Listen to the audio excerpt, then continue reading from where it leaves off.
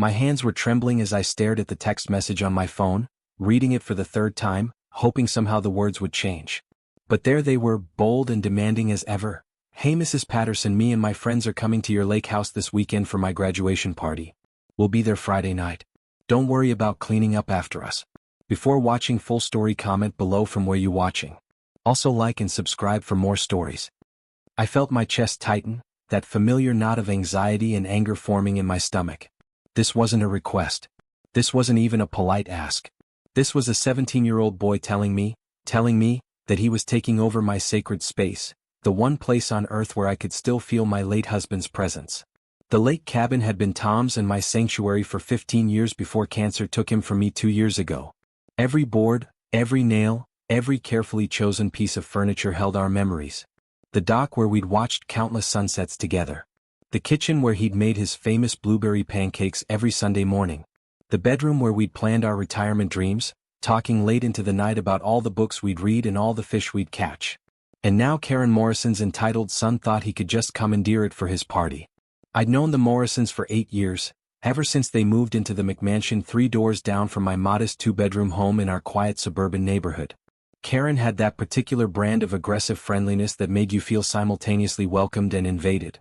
She was the type who would bring you a casserole when you were sick, then spend the next week telling everyone in the neighborhood about your concerning living conditions. When Tom was going through chemo, Karen had been helpful, I suppose.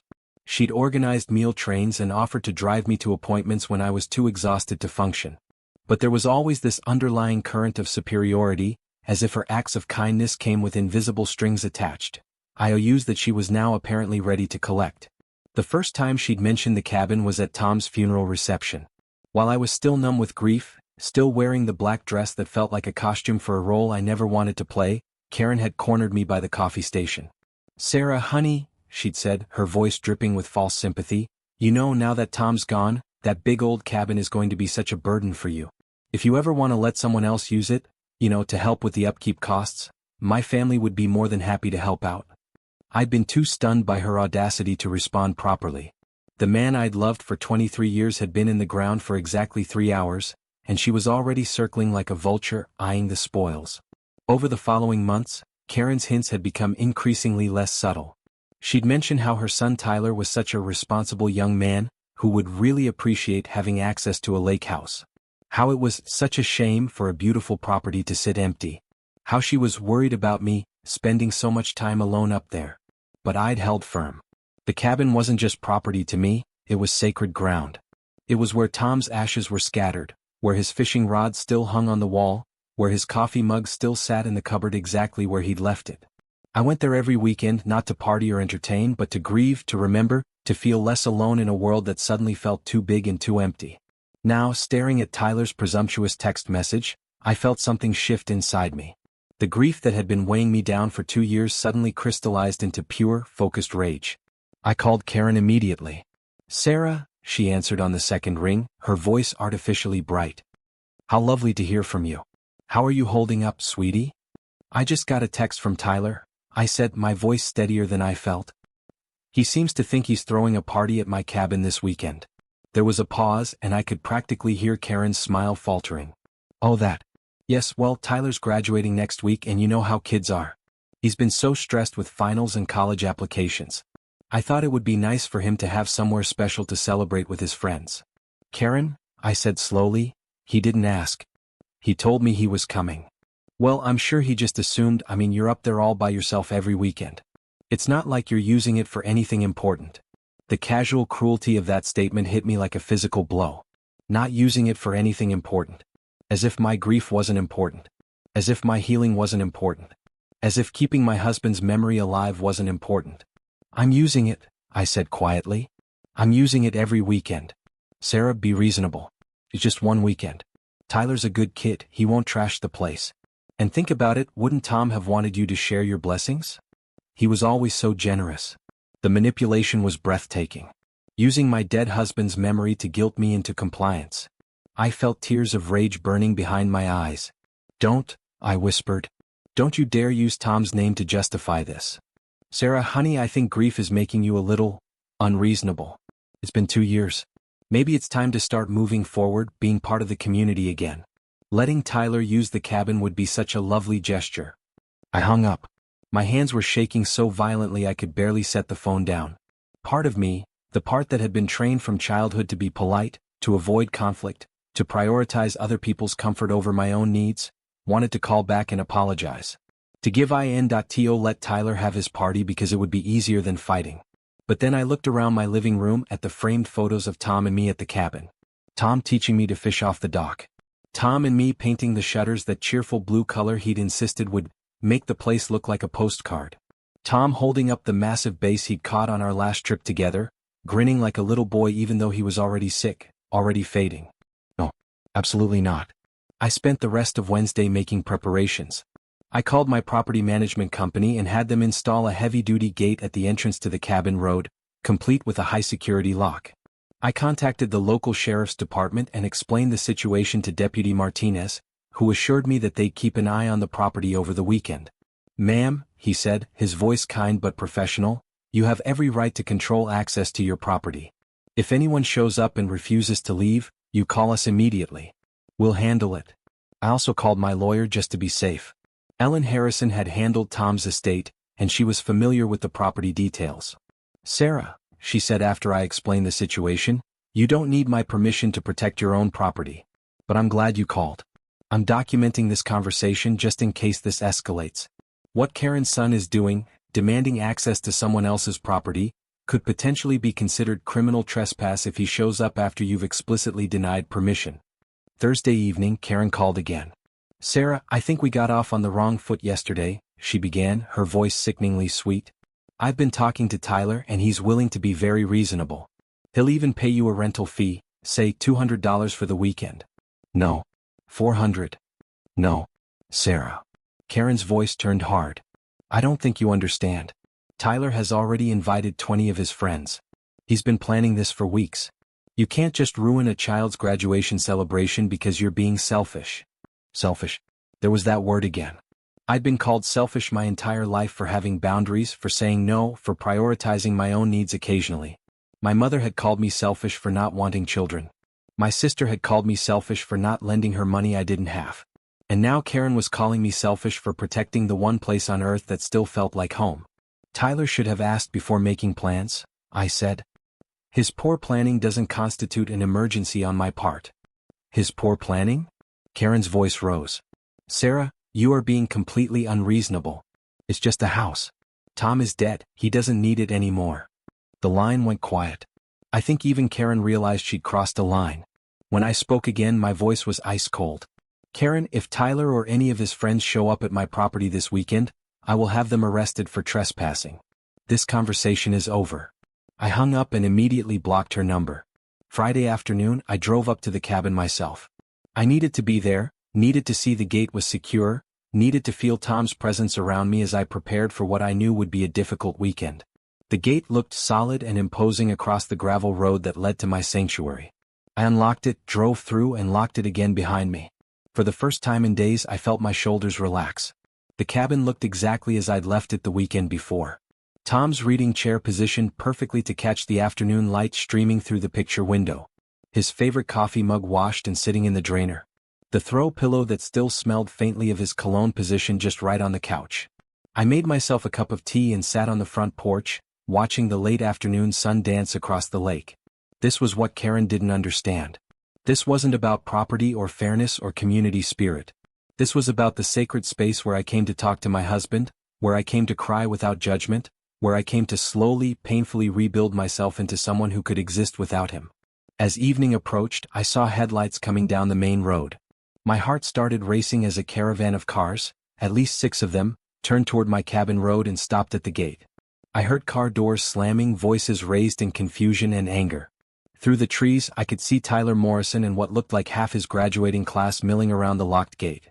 My phone, which I'd unblocked temporarily to monitor the situation, started buzzing with text messages. "Tyler, Mrs. Patterson, we're here for the party. The gate is locked. Tyler, can you come unlock this please? Everyone's here. Tyler, this is really messed up. You're ruining my graduation. Tyler, my mom is going to be so pissed at you." I sat on my porch sipping my tea and ignored every message. After about 20 minutes, I heard engines starting up again. But only some of them. When I crept closer to the edge of my property, I could see that Tyler and 3 of his friends had remained behind. They were examining the gate, clearly trying to figure out if they could climb over it or somehow break the lock. That was when I called the sheriff. "Deputy Martinez? This is Sarah Patterson. They're here and they're trying to break into my property. We're on our way, ma'am. Stay inside and keep your doors locked." Within 15 minutes, I saw the red and blue lights flashing through the trees. I heard raised voices, saw flashlight beams cutting through the darkness. From my porch, I watched as Deputy Martinez and his partner spoke with Tyler and his friends. The conversation went on for nearly half an hour. I could hear Tyler's voice, high and indignant, insisting that he had permission to be there. I heard one of his friends mention something about it being just a misunderstanding. Finally, I saw the deputy walking up my driveway, his flashlight pointed respectfully downward. "Mrs. Patterson? I'm Deputy Martinez. We spoke on the phone." "Yes, thank you so much for coming. The young men are leaving now. I made it very clear that this is private property and they have no right to be here." "The Morrison boy seemed to think he had some kind of arrangement with you?" "No arrangement. His mother has been pressuring me to let him use the cabin, but I've been very clear that the answer is no. Tyler sent me demanding text messages earlier this week, telling me he was coming whether I liked it or not." Deputy Martinez shook his head. "Well, ma'am, I've explained to them that what they were attempting, trying to find a way around your gate, could be considered attempted breaking and entering. They understand now that if they return, they'll be arrested." As the deputy walked back to his car, I heard Tyler's voice carrying through the night air. "This is so stupid. It's just a dumb cabin. She doesn't even do anything with it. Just a dumb cabin. The place where Tom had proposed to me 24 years ago, getting down on one knee on the dock at sunset. The place where we'd celebrated every anniversary since. The place where I'd held his hand and promised him I'd be okay, even though we both knew I was lying. Just a dumb cabin." Saturday morning, I woke up to 17 missed calls from unknown numbers and 43 text messages from people I didn't recognize. Apparently, Tyler had shared my phone number with everyone who'd been invited to his canceled party, and they all had opinions about my selfishness. "You ruined Tyler's graduation party, you bitter old hag. I hope you're happy making a bunch of kids miserable.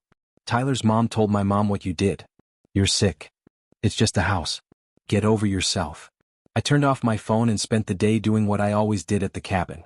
I sat in Tom's chair and read his favorite book. I cooked his favorite breakfast and ate it while watching the sunrise over the lake. I talked to him, about Karen and Tyler, about how hard it was to stand up for myself, about how much I missed having him there to support me when people tried to steamroll over my boundaries. Sunday afternoon, as I was preparing to drive home, I saw a familiar car pulling up to the gate. Karen Morrison, alone this time, got out and walked up to the fence. She stood there for a long moment, her hands gripping the metal bars, staring up toward my cabin. I watched from my kitchen window, curious to see what she would do. Finally she called out, her voice carrying across the distance, "Sarah, I know you're up there. We need to talk." I considered ignoring her, but something in her voice, defeat, maybe, or genuine distress, made me walk down to the gate. "Karen. Sarah, please. Tyler is devastated. This was supposed to be his special weekend. He should have asked permission before making plans." "You're right." The admission seemed to surprise her as much as it surprised me. "You're right, and I'm sorry. I guess I thought after everything our family did for you when Tom was sick, you'd be more flexible." There it was. The invisible bill, finally presented for payment. "Karen, I appreciated your help during Tom's illness. I really did. But that didn't give you ownership of my property. That didn't give Tyler the right to demand access to my home. But it's just sitting empty most of the time." "It's not empty." My voice was firm. "I'm there every weekend. I'm there grieving my husband, healing from the worst loss of my life. Just because you can't see the value in that doesn't mean it doesn't matter." Karen's face crumpled, and for a moment, I saw something real beneath her entitled exterior. "I don't understand," she whispered. "It's been 2 years. How are you not over this yet?" The question hung in the air between us, and I realized that this was the heart of our conflict. Karen lived in a world where grief had an expiration date, where healing followed a timetable, where moving on was a choice you made rather than a process you endured. "Karen," I said gently, "I may never be over this. Tom was my person for 23 years. The cabin is where I go to remember him, to feel close to him, to figure out how to be okay without him. That's not something I can just turn off because it's inconvenient for other people. But Tyler? Tyler is 17. He'll have other parties, other celebrations, other graduations. This isn't the end of his world even though it feels like it right now. But this cabin? This is all I have left of my life with Tom. I won't apologize for protecting it. Karen stood there for a long time, her hands still gripping the gate, her eyes finally seeing me as something other than an obstacle to her son's happiness. I didn't realize, she said finally. I thought you were just being difficult. I know you did. And that's part of the problem, Karen. You assumed that because I'm quiet, because I keep to myself, because I don't make demands on other people, that means I don't have needs of my own. That my boundaries don't matter. She nodded slowly, and I saw something shift in her expression. Understanding, maybe, or at least the beginning of it. I'm sorry, she said, and for the first time it sounded genuine. I'm sorry about the text, about Tyler's attitude, about all of it. You're right. We should have asked. Actually asked, not just assumed. Thank you, I said. That means a lot. Is there anything I can do? To make this right with Tyler, I mean. He's really struggling with the disappointment. I thought about it for a moment. Tyler needs to learn that other people's property isn't his to take, even if he thinks they're not using it correctly. Maybe especially then. This is actually a good lesson for him, even though it doesn't feel like it right now. Karen nodded again. You're probably right. He's been entitled lately. His father and we've given him everything he's ever wanted. Maybe it's time he learned about boundaries. It's never too late to learn, I said. As Karen walked back to her car, I felt something I hadn't expected. Peace. Not just the peace of having successfully defended my sanctuary, but the peace of having spoken my truth, of having stood up for myself without apologizing for my needs. That evening, back in my regular house, I got one final text message. This one was from Tyler himself. Mrs. Patterson, my mom talked to me about this weekend. I'm sorry for the way I texted you and for trying to get around your gate. I didn't understand why the cabin was so important to you. I still don't really get it, but I guess I don't have to get it to respect it. Sorry for being a jerk. It wasn't a perfect apology, but it was real. And it was a start. 6 months later, I was at the grocery store when I ran into Karen. She looked genuinely pleased to see me, which was a change from our previous interactions. Sarah, how are you? How's the cabin? I'm good, I said and realized I actually meant it. The cabin's good too. Very peaceful. I'm glad. And I wanted you to know. Tyler got into his first-choice college.